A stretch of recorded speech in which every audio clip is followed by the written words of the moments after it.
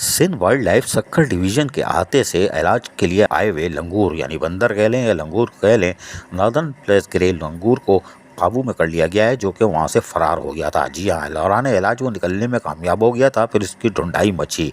Wild life के अमले ने जान की जोखों पर डालकर इसकी तलाश जारी रखी। जंगली होने के बावजूद लंगूर ने अपने बर्ताव में उछल कूद के बजाय तहम्मुल को तरजीह दी और वाइल्ड लाइफ वाले के अमले को ज़्यादा परेशान नहीं किया और परेशानी का और जाके वो दरख्त पर आराम से बैठा रहा और जायज़ा लेता रहा। लंगूर दिन भर और रात को ऑफिस कॉम्प्लेक्स में मौजूद मुतादिद पुराने दरख्तों पर और इमारतों की छत पर टहलता रहा। रेस्क्यू और काबू करने के लिए इमरजेंसी में बनाए गए मखसूस पिंजरे को इमारत की छत पर मुंतकिल किया गया और वाफिर मकदार में खाने की अशिया, फल, सब्जी, रोटी और पानी वगैरह इमारत की छत पर मौजूद पिंजरे में नुमाया करके रख दिया गया और इसकी नकल व हरकत को महदूद तर किया गया ताकि लंगूर को एतमाद बहाल करके और फिर हम उसको पकड़ लें। लंगूर हल सुबह खाने के लिए पिंजरे की तरफ आया।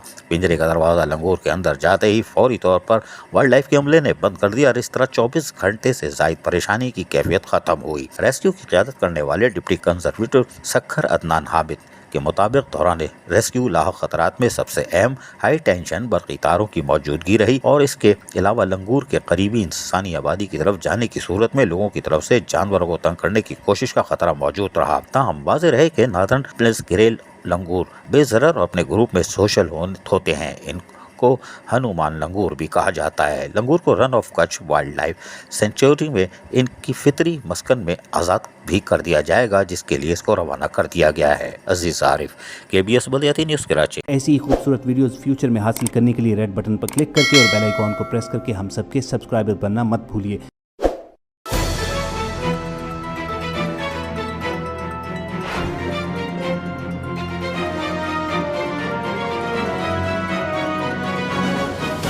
KBS बलियाती न्यूज़।